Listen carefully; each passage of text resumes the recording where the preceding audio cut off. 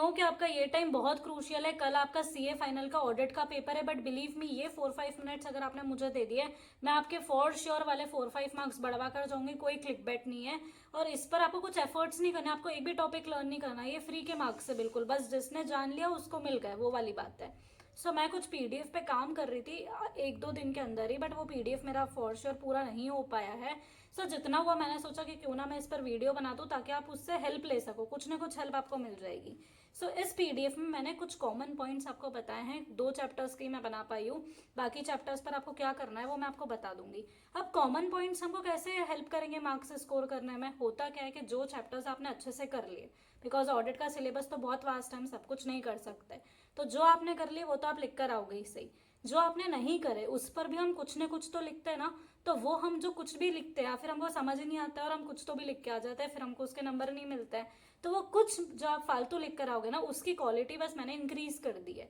ठीक है, तो जो चैप्टर्स आप पढ़कर नहीं जा रहे हो उसमें ये कॉमन पॉइंट्स कुछ पढ़कर चल जाना, तो आपका काम बन जाएगा। अब ये कॉमन पॉइंट्स मैंने तो 2 चैप्टर्स के ही बनाए जो मैं आपको आगे बताने वाली हूँ, पर इससे आपको आइडिया लग जाएगा कि आप बाकी चैप्टर्स के लिए क्या लिख सकते हो, मैं आपको बता भी दूंगी। अब कुछ लोगों को इससे ऑब्जेक्शन होगा कि यार ऑडिट में तो बहुत एक्यूरेसी चाहिए रहती है, ऐसे नंबर नहीं मिलते, तो प्लीज़ आप लोगों से बहुत रिक्वेस्ट है मेरी कि आप इस वीडियो को लीव करके जा सकते हो। लेकिन जिन लोगों को तो थोड़ा भी बिलीव है, क्योंकि हमारा लॉस अल्टीमेटली कुछ नहीं हो रहा है ना, आपने पेपर पूरा लिखा वो तो आप लिख ही रहे हो, पर जो आप नहीं लिख रहे थे, जो आप मन से लिख रहे थे, उसमें अगर हम कुछ अच्छा करके 2-4-5 नंबर भी स्कोर कर सकते हैं ना, और जो मेहनत करेगा उसका हो जाएगा, जो तो पहले से ही गिव अप कर चुका है उसका तो नहीं ही हो रहा है। तो करने से कभी कभार चीजें हो जाती है, तो अपना ट्राई करना अपने को नहीं छोड़ना चाहिए। ठीक है, आपको एसक्यूसी के पॉइंट्स बताती हूँ कि आप क्या लिख सकते हो। जैसे for example, engagement partner shall take responsibility for DSP, मतलब direction, supervision and performance of audit.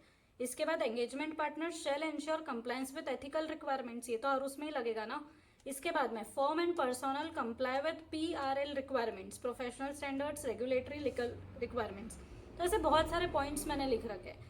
अब इसमें आपको क्या करना है, सिंपली अगर आपका एसक्यूसी का क्वेश्चन में कंफ्यूजन हो रहा है, आप ये सब पॉइंट्स जो मैंने लिख रखे हैं, मैंने आपको इसका सिर्फ 2-3 सैंपल दिया, ये आप लिख कर आ जाओ इनमें से कुछ भी, तो आपको कुछ न कुछ, क्योंकि इसमें से कीवर्ड्स कुछ तो मैच कर जाएंगे, और नहीं भी करे तो हमारा नुकसान क्या हो रहा है। टोटल 18 क्वेश्चन आएंगे पेपर में, ठीक है, आपको उसमें से 12-13 क्वेश्चन आएंगे, 5 to 6 क्वेश्चन आपसे नहीं आएंगे, आपको नहीं बनेंगे, उसमें आपको ये लिख के आना है सिंपल। इसके बाद 800 सीरीज जो कंफर्म्ड आनी ही आनी है। 800 सीरीज में भी कुछ कॉमन पॉइंट्स मैंने लिख दिए हैं, 800 के अलग कर दिए, 805 के अलग कर दिए, 810 के अलग कर दिए। ये आप पढ़ लेना, आपको समझ में आ जाएगा कि किस टाइप के पॉइंट से आपको फॉर श्योर नंबर मिल जाएंगे। अब बात आती है कि जो मैंने तो 2 चैप्टर्स का ही बनाया, बाकी चैप्टर्स में हम क्या करें। मेरे से एक बस सिंपल एग्जांपल लो, लास्ट टाइम एक क्वेश्चन आया था इंटरनल ऑडिट के एलिमेंट क्या है रिपोर्ट्स के, साथ ही में स्टेजेस क्या होती है रिपोर्टिंग की। अब बाय चांस अगर आपने इंटरनल ऑडिट नहीं करा पर आपने ड्यू डिलीजेंस कर रखा है, आपने पीएसयू कर रखा है, आपने ग्रुप कर रखा है, आप पीएसयू में रिपोर्ट के क्या एलिमेंट्स रहता है वो लिख के आ जाओ।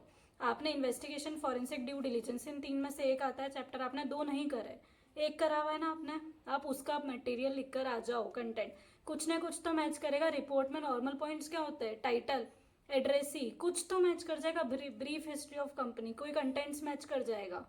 ठीक है, इसके अलावा अगर आपको कुछ भी समझ नहीं आ रहा है तो कुछ नॉर्मल चीज़ें होती है, जैसे कि फर्म जो है वो कंप्लाई कर रही है एज पर अप्लाइड क्राइटेरिया, इसमें दूसरे केसेस में हो सकता है वो कि एथिकल रिक्वायरमेंट से कंप्लाई कर रही है। तो आपने जो चैप्टर नहीं करा है ना, अगर आपने उसके साथ वाले चैप्टर्स भी करे हुए हैं तो आप उनका लिख कर आ जाओ। अगर आपको पता है कि आप 4 चैप्टर्स छोड़ के जा रहे हो तो आप सिंपल काम करो, आप चैट जीपीटी पर एक टाइप करो कि कॉमन पॉइंट्स मुझे दे दो सीए फाइनल ऑडिट के, जो मैं जनरली यूनिवर्सल पॉइंट्स है वो जो मुझे जनरल नंबर फैच कर सके, और आप सिर्फ वो पढ़कर चल जाओ। ठीक है, सो आपको वो भी हेल्प कर देगा। तो इतना आप काम कर लो और उसको पढ़कर चल जाओ, ये आपकी स्मार्ट टेक्निक हुई। और पेपर में उम्मीद मत छोड़ना, क्योंकि ये जो पॉइंट्स है ना जो मैंने आज की वीडियो बनाई है उम्मीद पे बनाई है। आप 5 क्वेश्चंस लिखे हो, अगर आपको आधा 1 नंबर भी मिल रहा है ना, और मैंने ये ट्राई करा है, मैंने खुद ने करा है और मुझे रिजल्ट मिला है। मैंने नहीं करी थी उतनी प्रिपरेशन के मैं क्लियर कर सकती थी ऑडिट, पर मैंने बहुत दिमाग लगाया था और मैंने गिव अप नहीं करा, और इसको बोलते हैं स्मार्ट टेक्निक। तो अगर आपको ये नहीं पता था और आपको पता था तो आपको एक अश्योरेंस मिल गई मेरी साइड से, बट पेपर के लास्ट में करके आना, पेपर के पहले नहीं, आपका इंप्रेशन खराब होता है। ठीक है, तो आप सीक्वेंस बदल देना, क्वेश्चंस की कोई फर्क नहीं पड़ता है। आप 1A के बाद 5B भी लिख सकते हो, आप कुछ भी लिख सकते हो, पर आपको जो आता है वो आप पहले लिखना, जो आपको नहीं आ रहा है ये काम आप बाद में करना, जब आपका पूरा पेपर हो जाए उसके बाद में। ठीक है। सो आज की वीडियो अगर आपको पसंद आई हो तो वीडियो को लाइक करना ना भूले, चैनल को सब्सक्राइब करना ना भूले। So thank you so much for watching.